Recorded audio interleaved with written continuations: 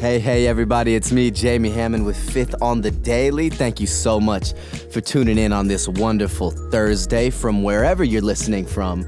I just want to give a quick shout out to my people, to my listeners in South Africa. We've had a lot of response from there recently, and I just want to thank you guys for your support. Prayed for you guys today, and keep sharing this with your friends, and thank you for your support. Seriously, don't take it for granted. I want to jump in like we always do. Pretty sure I say the same words for every episode that we do. I'm just going to jump right in here. Kind of what we've been talking about for the past week, and really looking at the similarities between what God calls leading you and how an eagle stirs its nest. And now, really, we've talked about it.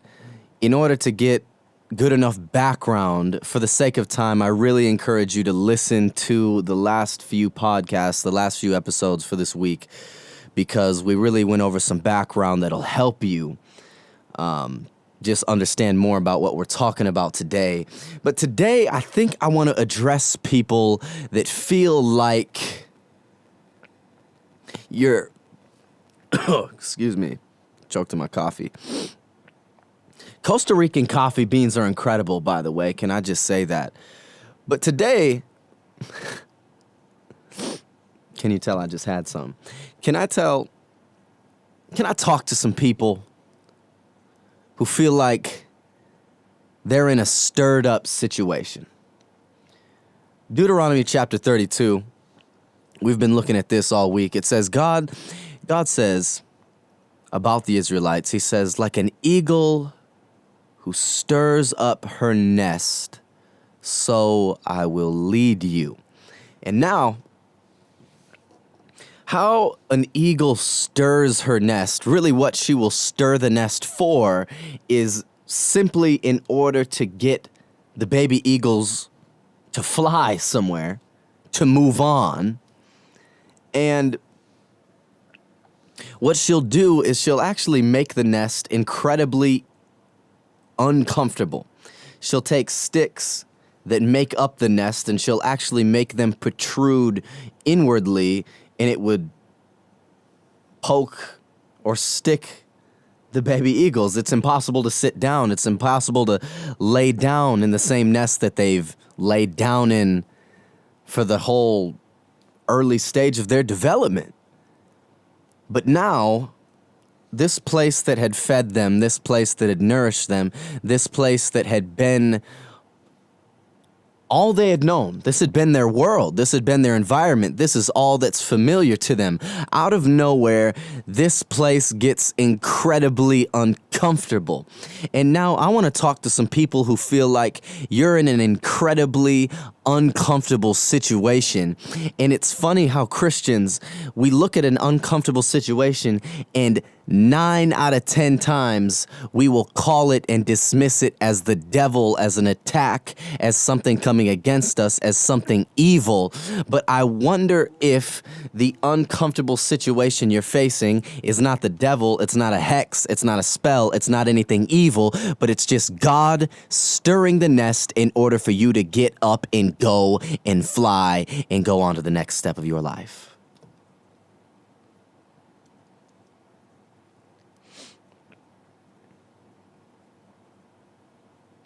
It's so funny. We look at warfare sometimes. We look at these thorns in our side.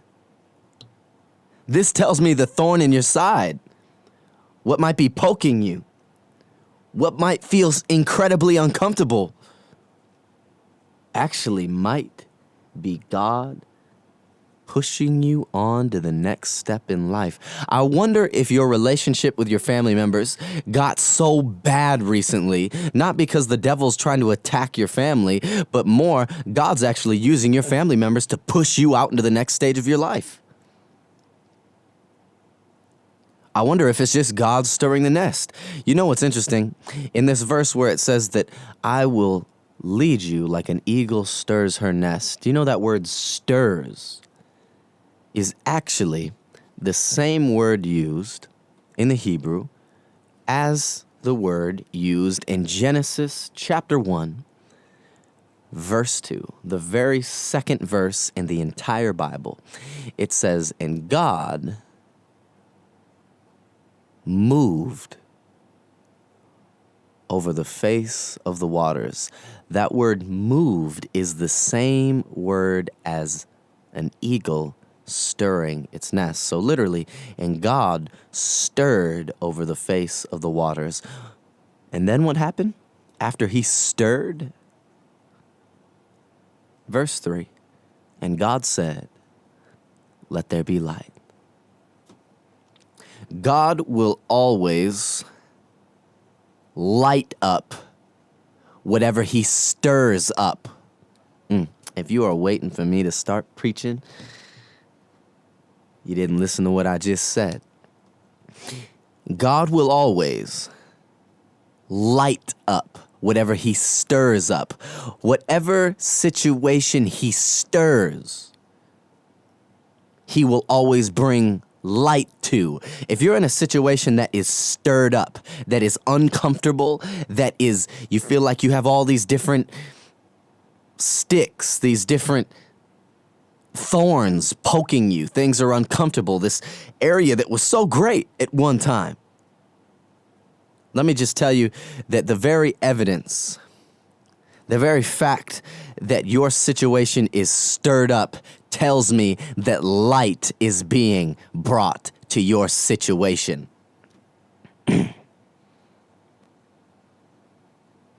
Anything that God stirs up, he'll always bring light to. He'll always brighten. He'll always make it better. But so often we look at these things and we say, it's an attack. It's the devil. Let's bind him. We're going to stop him. We're going to stand against this. I wonder, man, how many times we've done that and not realized us actually sticking in it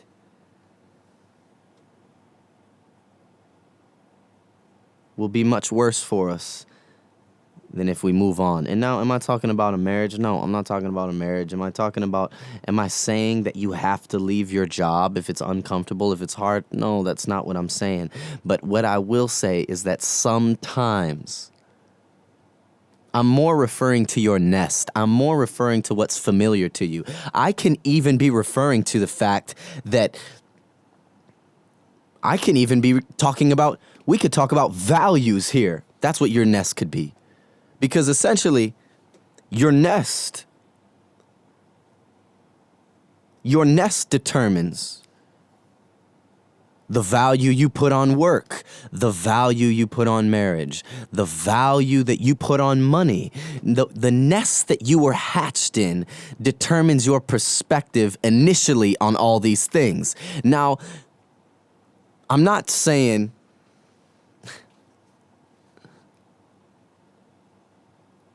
I wonder, I'm not saying that your nest is bad. That's not the point. Your nest is not bad. But it will become a curse to you if you stay in it too long. If you stay in it too long.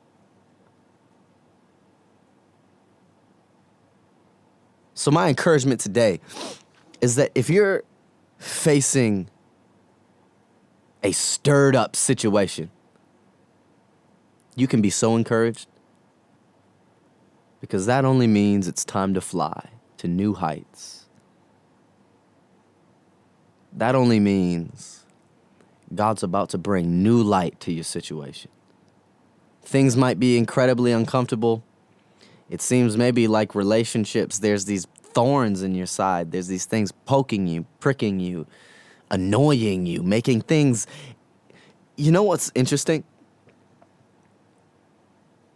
Not only will there not be a need for discernment sometimes when you need to move on, but this tells me there will come times where it is actually impossible. It will feel impossible to stay here. This place where everyone thought the same, like, hey, everybody, maybe you grew up in a family, everybody, I can even be talking like this, maybe just cussing in your vernacular. You know what I'm talking, like, maybe you grew up in a family where everybody just cusses all the time. It's just vocabulary, like, it's not a big deal. And it's familiar. I'm even talking about things like that. I'm talking about getting out of the nest of anything you're familiar with. Why do you have to do things the way your parents did them? Why do you have to do things the way your family does them? Why do you have to do things the way your friends do them? That's why the nest will always be outgrown. You know what I wonder? I wonder if there are you okay if we talk about this for the rest of the week? I know you can't answer, but I'm just going to pretend that you say yes, because I'm going to talk about this Friday too. Get ready at the fifth service on Friday. If you're an international listener, I really encourage you to tune in. It's the service that I preach at. It's a college age. No, it's any age, really. Friday night, 7 p.m. Central Time. Go to livingwordchristiancenter.org and tune in to that service live, because let's just say I'm going to be a baby eagle. Yeah, okay. I'll leave it right there. But you know what I wonder? You know what's crazy, guys? I wonder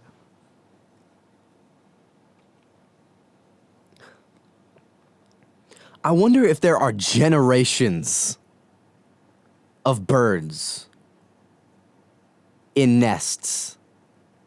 I wonder if there's generations of people that never learn to fly.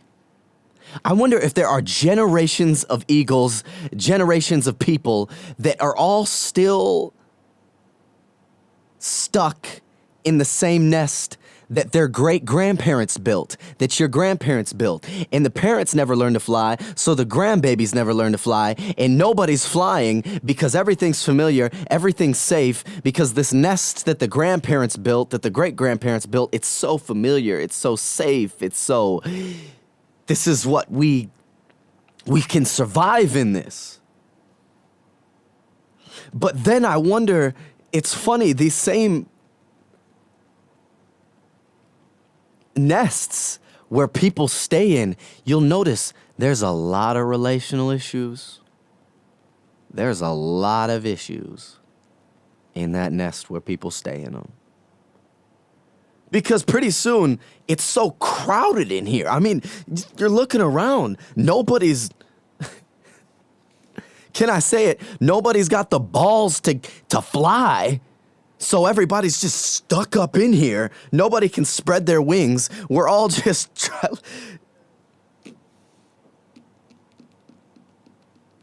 Somebody has to take the step of faith and move on. Somebody, because how can anyone learn to fly if no one does it? How are your kids? This is for your kids. Your kids, if you don't get out of this nest, your kids are going to end up hatched in the same nest you were.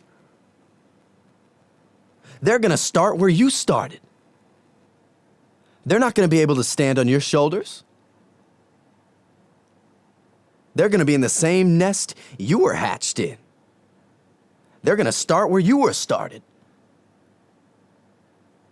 But how will your kids ever learn to fly if you don't fly? This is more than just us. This is more than just the success and the happiness and the joy of us. This is about your kids. This is about your generations. This is about your legacy. Are you going to fly, or are you going to stay stuck in your nest and never learn to learn your wings, to spread your wings?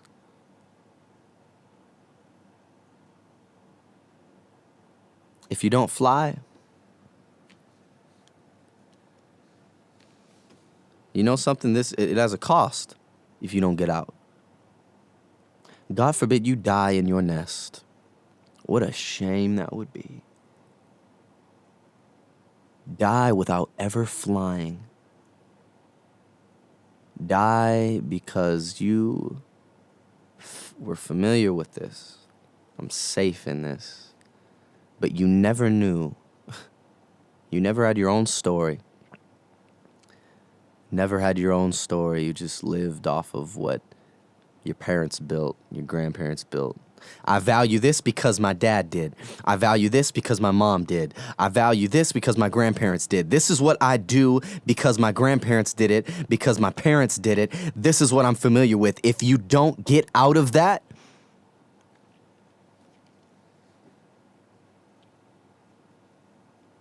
the story will just repeat itself until, by the grace of God, one of your kids, your grandkids says, wait a minute, there's a reason it's so uncomfortable in here. There's a reason why we have all these issues. Is somebody needs to just get out of here.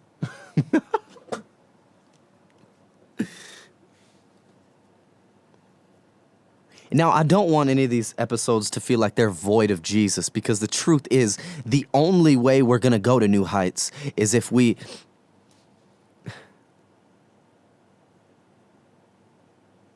trust in his goodness, that he really is going to lead us into something bigger, that his plan is bigger.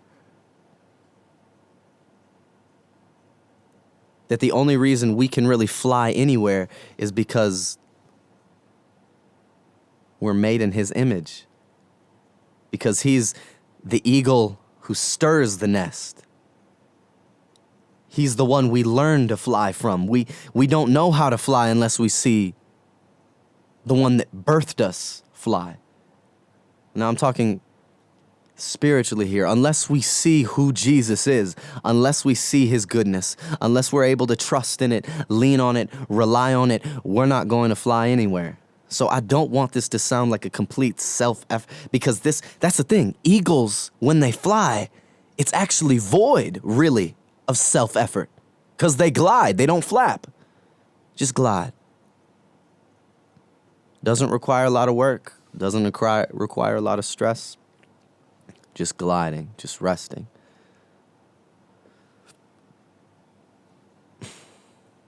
But just like we prayed yesterday and the day before, I want to pray that the Holy Spirit, who the Bible calls the Comforter, would comfort you, give you comfort to take the jump, to use your wings, to spread them, to go somewhere. And people, man, I know I'm running out of time, but it's funny. It's funny. The people that are in the nest, of course they're going to be unfamiliar with it. Of course they're probably going to talk about it. Of course they're going to say, you're probably missing God there. Look what you have here. Look at everything you have here. You've been given everything. Don't forget where you came from. Sorry. Thank you, Mom. Thank you, Dad. Thank you, everyone. But I'm trying to forget where I came from, actually, because if I don't forget the things that are behind me, I can't press forward to the things that are before me. I count not myself apprehended, but I forget. That's what the Bible says. I forget the things which are behind me, and I press forward to the things which are before me. I can't stay here. I can't stay here. If I stay here, no one, for my own kids, for my own legacy, this has to be done. I've got to fly. You've got to fly. By the strength of Jesus, I believe you're going to fly. I believe there are people who are watching this. You're going to leave your nest and watch the heights you go to. Watch the heights. People might talk, and the people in the nest might say, oh my goodness, I cannot believe you are crazy. Of course it's crazy, because the only ones who they've ever seen fly are the ones who created the nest for them.